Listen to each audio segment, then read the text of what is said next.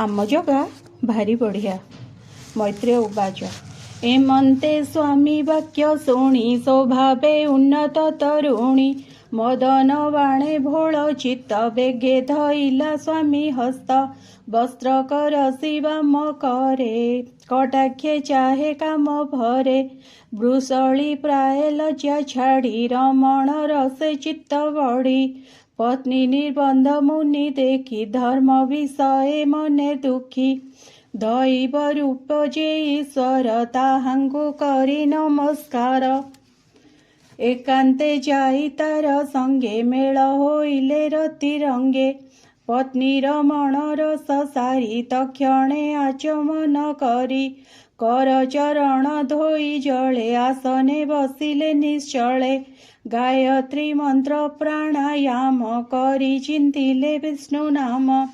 निर्मल ज्योति रूपे मन निवेशी होइले मौन तक्षणे उठी दिति बेगे वस्त्र आच्छादी सर्व अंगे सल्लळे अधमुखे रही कहे कश्यप मुख चाहि दिति उवाच जे गर्भ होइब मोहर जे मन्ते नाश नोहे तार अवज्ञा करी भूतपति मुझे आचरिली अनीति भोरुद्र नमुतो चरणे तोर विहार भूतगणे हे शिव शिव दंड धर उदंड दंड तोर कर तू उग्र भीम उमापति तो अनुग्रहे नाही भीति अपराध नाशे तोर दया ताकु न लागे विष्णु माया तू उग्र रूप क्षमा कर नम नमस्ते तपयर संहारे क्रोध रूपे तोर तो पादे मोर नमस्कार गर्भ मोर कहे गोसाई प्रसन्न हुआ दया बही हे प्रभु देव भगवान आम्भकु होइब प्रसन्न मुझे स्वभावे स्त्री जाति नम नमस्ते सतीपति पत्नी स्वभाव भले जान विचारी हुआ तु प्रसन्न मैत्रेय उवाच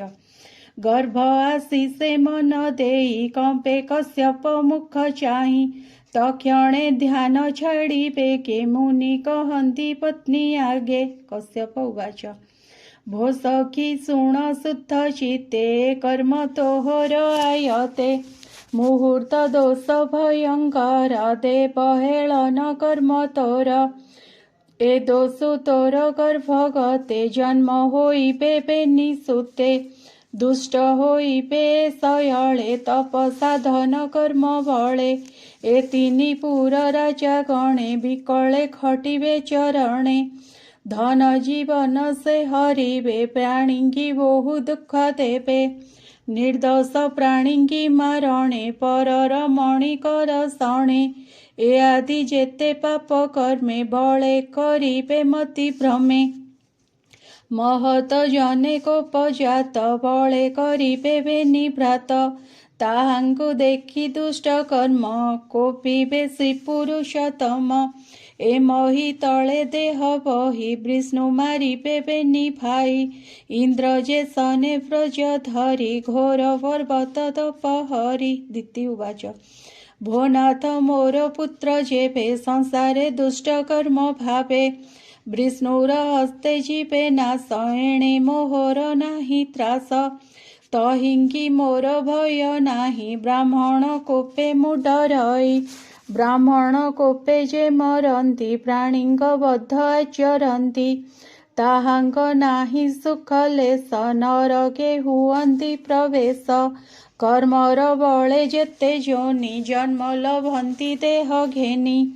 अशेष दुख फल भोगे भुजति जीवन संजोगे कश्यप उवाच जे अपराध तोर कृत तेणु तो शोक अनुताप जे भल मंदर विचार तक्षणे होइला तोहर जे भाव हेला हरि ठारे जे बादर तोर मोरे एणु तोहर बेनि पुत्रे जंत्रित निज कर्म श्रुते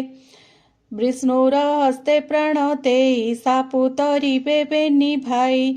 ताहांक पुत्रंकर मध्ये विष्णु भक्ति अनुवादे होइब विष्णु भक्त सार तुल्य गुण सुविचार ताहार जस इह लोके विष्णु भक्त जन सुखे शुणि श्रवणे निरंतर तरिबे भव संसार तार स्वभाव पार पारे जोगिए साधिबे संसारे